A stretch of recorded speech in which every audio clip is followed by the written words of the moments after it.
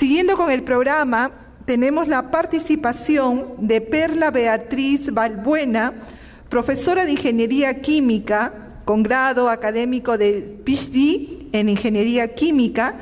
Ella viene de la Universidad Nacional de Argentina a compartir su trabajo de investigación referido a baterías para autos eléctricos, avances y desafíos. Los expositores que vienen del extranjero. Sí.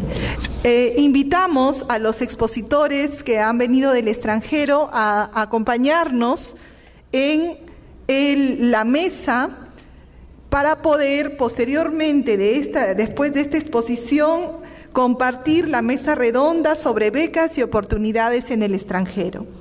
Invitamos pues así al doctor Juan Alberto Guaylupo Alcázar, a Alfonso Gala García, a Ángel Mauricio Castro Gamero, a Army Sherman, que ya nos acompaña en la mesa, y a continuación cedemos el uso de la palabra a la PhD Perla Balbuena.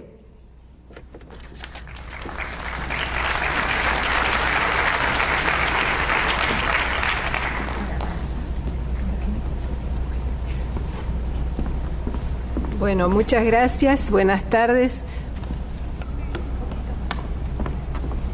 Ahí. Un poquito más ahí está. Si se pega un poquito, lo paso adelante. Buenas tardes, un gusto estar aquí con ustedes en el Encuentro Científico Internacional nuevamente. Hoy quisiera hablar sobre el tema de baterías para autos eléctricos. Yo soy profesora de la Universidad de Texas, A&M, en College Station, en Texas, y mi trabajo está centrado en el uso de métodos computacionales para explicar los fenómenos en materiales. Y entonces hoy los quiero contar algo sobre lo que hacemos en esta área de baterías. Primeramente recordemos de que hay ciertos problemas que son muy importantes, como que los combustibles fósiles, ¿no es cierto?, tienen su límite y debemos de cierta manera estar pensando en cómo las nuevas generaciones van a poder sustentarse en cuanto a energía, que es uno de los problemas mundiales. Entonces, con respecto a eso, por supuesto hay mucha gente que está trabajando en cuanto a energías renovables como solar y eólica, pero ustedes bien saben de que estas son fuentes intermitentes, o sea que van a estar durante ciertos periodos y en otros no están disponibles. Entonces, el siguiente problema es que esa energía la vamos a poder producir de ciertas fuentes renovables, con suerte, ¿no es cierto? Debemos todavía trabajar mucho en eso, pero está el segundo problema, que es que la energía esa debemos almacenarla para tenerla disponible en los momentos en que no es posible producirla directamente de la fuente. Entonces nos hacemos la pregunta, ¿dónde podemos almacenar la energía? Y obviamente nosotros sabemos de muchos modos de almacenar la energía, como obviamente los combustibles líquidos que utilizamos a diario, la gasolina, el gas natural comprimido, combustibles gaseosos, por ejemplo el hidrógeno, que se utiliza en las celdas de combustible. Sé que aquí en la UNI, por ejemplo, hay estudios que se están realizando concernientes al desarrollo de celdas de combustibles. Es un tema muy importante también. Energía se puede almacenar en forma de energía potencial, como en el caso de las represas hidroeléctricas, pero hoy nos vamos a referir a las celdas electroquímicas, que es la forma de almacenar energía química para después convertirla en energía eléctrica.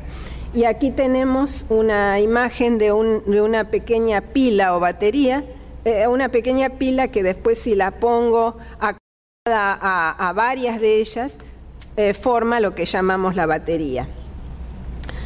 Entonces, ahora la segunda pregunta es ¿por qué autos eléctricos? ¿De dónde nace este interés de autos eléctricos? Bueno, esta tabla, que espero puedan verla, reporta los precios, o sea, los costos de los distintos para movilizarse con los distintos tipos de vehículos. Fíjense que en la primera columna tenemos los distintos tipos de vehículos, los que utilizamos normalmente, que son los de gas, los de gasolina o gas natural, por ejemplo, comprimido, son las tres primeras filas. Después tenemos los híbridos, los que le llaman plug-in híbridos, y los que son totalmente eléctricos. Ambos, los híbridos y los plug-in híbridos, tienen dos tipos de motores, un motor de combustión y un motor eléctrico.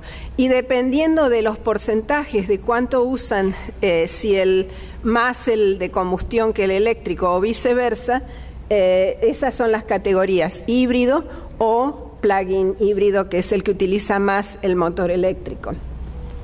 Y finalmente está el totalmente eléctrico. Ahora, miremos los precios. ¿Cuánto cuesta el gas que se utiliza, o el gas es gasolina en este caso, para manejar 50 millas por día? Bueno, ustedes ven cómo el precio va bajando dramáticamente, obviamente. Ok, gracias. Obviamente en las dos últimas filas el costo es cero, ya que no utilizamos gasolina.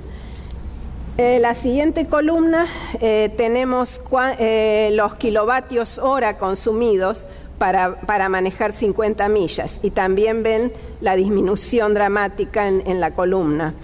Y después el costo, miren el costo cómo baja también para hacer el mismo recorrido.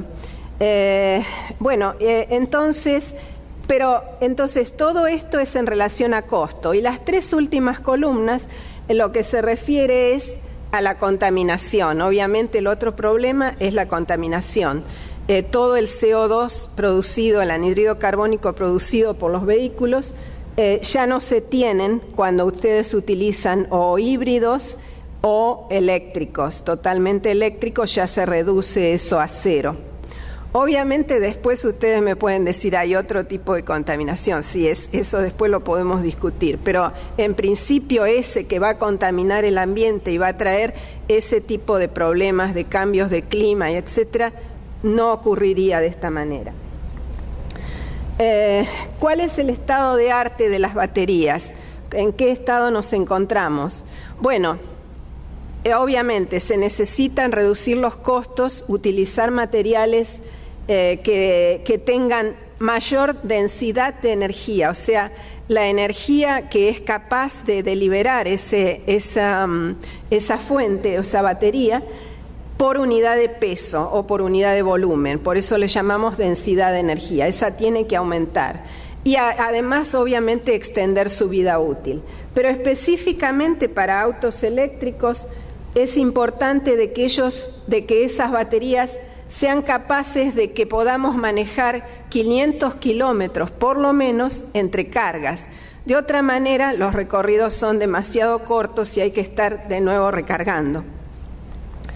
Bueno, ahora déjenme decirles brevemente cómo funciona una batería de ion litio. Estas son las más comunes, las que utilizamos en los laptops actualmente, en los teléfonos celulares, en muchos dispositivos que utilizamos diariamente. Tenemos dos materiales aquí. Estos son los dos electrodos. Los dos materiales tienen una estructura tal que están arreglados como en planos. Es una estructura sólida donde se ven planos. Ven en las dos tipos de estructura. Entonces, entre esos planos, los iones de litio, que son estos verdes que ustedes ven aquí, pueden acomodarse durante carga o durante descarga. En este caso, cuando estamos descargando la batería, los iones de litio se mueven hacia este material, que es un óxido de cobalto y litio en este caso. Muy bien, entonces de esta manera podemos convertir la energía química de las reacciones que se van a producir en ambos electrodos en energía eléctrica, que es la que vamos a utilizar. Y como la batería es recargable, vamos a ser capaces de después revertir el ciclo y volver a cargar la batería haciendo el viaje opuesto para electrones y iones durante carga o descarga de nuestra batería. Del ahora, ¿de qué dependen todas estas propiedades de que estamos hablando? Dependen obviamente del tipo de materiales que estamos utilizando. Recién les mostré esquemáticamente esa batería de litio y les dije que era un óxido de cobalto. Miren ustedes, acá arriba, en la parte de arriba, hay una variedad de óxidos metálicos, todos ellos tienen algún metal y después litio, además litio, y eso es lo que se usa en uno de los electrodos, en este caso el electrodo positivo, el cátodo. En el otro electrodo se utiliza generalmente o grafito, carbono, como en el esquema que les mostré, o estaño, germanio, sílico y el mismo litio. Fíjense que aquí, en este eje horizontal, tenemos las capacidades del ánodo, o sea, cuánto litio puede almacenar ese material. Y fíjense que en esta dirección aumentamos tremendamente la capacidad de almacenamiento. Entonces, si utilizamos litio metálico puro, sería lo ideal, pero ¿qué pasa? Es muy reactivo, ya les voy a contar más sobre eso. Sílico es una opción, pero también tiene sus problemitas. Grafito o carbón es lo más común y es lo que se utiliza generalmente. En el otro electrodo, aquí tenemos las capacidades y la combinación de ambos es lo que se ve en el eje vertical a la derecha, nos da el voltaje resultante de la batería, que es la diferencia de potencial entre los dos electrodos. Muy bien, entonces, desde el 1990 en que Sony introduce las baterías de litio, estas baterías dominan el mercado y se utilizan, como dije antes, para casi todo lo que utilizamos a diario. Pero todavía son muy caras, todavía tienen una relativamente baja densidad de energía y no son muy útiles para autos eléctricos. Ahora les muestro este diagrama. Este diagrama muestra, si quisiéramos utilizar un auto eléctrico, esta sería la densidad de energía que necesitaríamos. Utilizando distintos tipos de batería, ¿cuánto avanzaríamos? Fíjense, con estas, las más antiguas, no avanzamos mucho. Con la de litio-ion avanzamos 160 kilómetros más o menos entre cargas, ¿no? Con ciertas investigaciones que se están haciendo actualmente se espera que se llegue a un poco más de los 200 kilómetros con baterías de litio-ion. Y hay otros nuevos que se están ahora investigando, estos materiales que ya nos llevarían cercano al goal que queremos de 500 kilómetros entre cargas. Pero ven, todavía está en investigación todo esto. También aquí están los precios, creo, sí, están los precios. Estos son los precios de los disponibles y los precios bajo desarrollo. Y bueno, se trata también de reducir el costo, obviamente. Esta tabla de nuevo muestra, creo que ya la voy a pasar más rápido, muestra de nuevo las densidades de energía gravimétrica y volumétrica, o sea, por unidad de peso o de volumen. Es la roja y la azul es por peso y la roja es por volumen. Y ustedes ven la de grafito relativamente baja, esta que contiene silicon es un poquito mayor y esta, de las que le quiero hablar ahora, de litio con azufre, es la que se tiene más expectativas para los autos eléctricos. Entonces ahora me concentro 2 o 3 slides en la batería de litio-azufre. La batería de litio-azufre tiene un electrodo metálico, el litio, dijimos que era el mejor, ¿no es cierto? El litio era un ánodo muy bueno, pero ahora lo combinamos con un cátodo que tiene azufre, y ese azufre lo que va a hacer es se va a litiar. O sea, va a recibir litio y se van a formar compuestos de sulfuro de litio aquí.